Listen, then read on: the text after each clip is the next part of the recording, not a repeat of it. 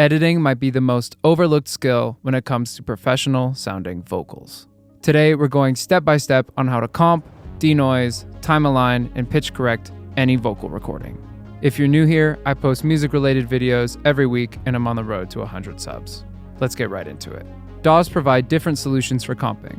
Logic, for example, uses take folders, while Pro Tools uses playlisting. I usually start with identifying the strongest overall take and then audition through the options for the sections I don't like. Above all else, prioritize the performance and the emotional impact, since mouth noises and slight pitch imperfections can easily be corrected later. Once you're happy, go ahead and print a brand new copy of the vocal. We'll come back to why that's important later, but we need to include as much of the empty noise floor from the pre or post roll as possible for effective denoising. For that denoising, we're going to be using iZotope RX. The integration between DAWs also varies. Logic lets you set iZotope RX as an external audio editor in the settings menu, where you can open audio into it by using Shift-W. Pro Tools, on the other hand, uses RX Connect in the audio suite menu. When it comes to denoising, the motto is do no harm. Sometimes there's going to be little things you can't get out, but it's better to have some natural sounding noise than some really unnatural sounding artifacts.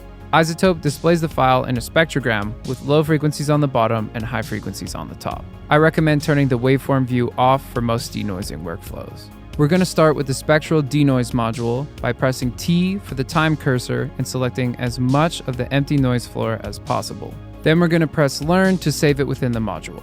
Now simply select the whole file and press Render to remove the background noise. Sometimes hums can be present due to a building's HVAC or appliances. It's around 60 Hz where I live, but fortunately the dehum module is very effective at targeting these. Next up is mouth declick. Unlike the standard declick, it's much safer with transients, so you can turn up the sensitivity and not worry about causing havoc. After that, we're going to open deplosive and use the spectrogram to find the lowest note of the performance and set the frequency just below that with the strength around the middle. At this point, I do manual edits. On my mouse, I use hotkeys for declick and spectral repairs attenuate to go about removing anything that's still there. With vocals, that usually means lower frequency throat noises or clicks that slip through. Once you're happy, select Overwrite Original File. This is why we printed a new audio file earlier, so that we could preserve the original recording while having the convenience of retaining any audio edits in the DAW. And as long as the file is open in iZotope, you'll be able to make changes in case there's anything you missed or overdid. Back in the DAW, I turned down any sibilants or overly dynamic peaks with clip gain. When doing background vocals, I often cut out sibilances altogether, like S's, T's, K's, or D's, and leave them for the lead vocal. If there's any large edits, like full words that can be moved over easily, I do that at this stage as well. Next, we are going to use Melodyne for fine pitch and time correction.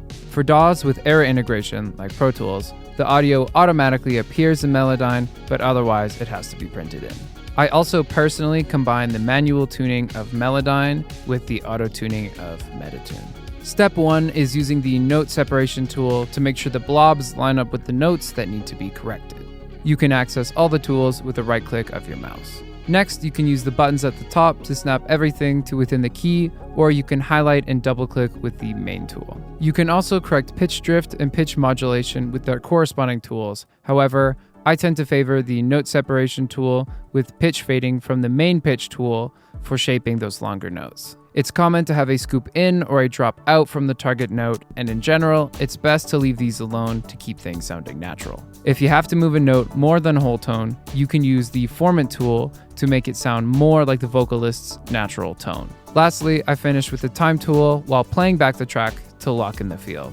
Or if I'm editing backgrounds, align them with the lead. All that's left is printing out the Melodyne, and that will do it. I hope you enjoyed this video. If you have any questions or ideas for future videos, let me know in the comments. I'll see you next week. Bye. Want to hear a song that hits different? This is my new song, Screwed. If you like pop rock vibes and guitar solos, this is for you. You can find it, link in the description. Bye. If you leave me here right out in the open, I'm screwed.